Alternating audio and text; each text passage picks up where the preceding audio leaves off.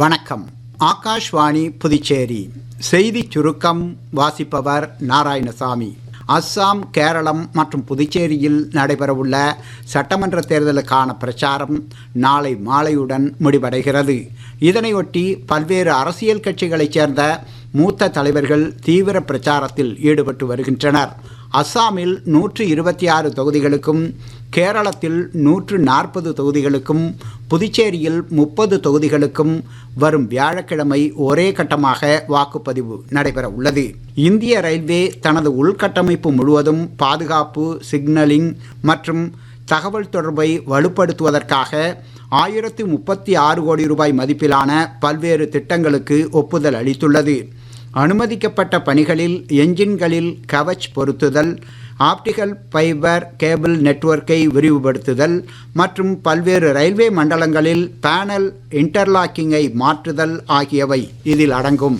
புதுச்சேரி முதலமைச்சர் திரு ரங்கசாமி இன்று காரைக்கால் மாவட்டத்தில் நெடுங்காடு தொகுதியில் தேர்தல் பிரச்சாரம் மேற்கொண்டார்.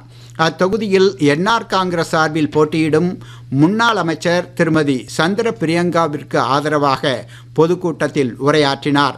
நிகழ்ச்சியில் உரையாற்றிய அவர், மத்திய அரசின் நிதி மற்றும் ஆதரவோடும் ஆளுநரின் ஒப்புதலோடும் கடந்த 5 ஆண்டுகளில் புதுச்சேரியில் எண்ணற்ற மக்கள் நல திட்டங்களை செயல்படுத்தியுள்ளதாக தெரிவித்தார்.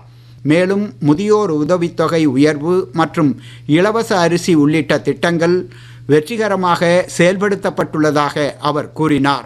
மேற்காசியாவில் மோதல் தீவிரமடைந்து வரும் சூழலில் முக்கிய கப்பல் போக்குவரத்து பாதையான ஹார்முஸ் ஜலசந்தியை மீண்டும் திறப்பதற்கான காலக்கெடுவை நாளை மாலை வரை ஈரான் பூர்த்தி செய்ய தவறினால் அதன் மின் உற்பத்தி நிலையங்களையும் பாலங்களையும் தகர்க்க உள்ளதாக அமெரிக்க அதிபர் திரு டொனால்ட் ட்ரம்ப் எச்சரிக்கை விடுத்துள்ளார்.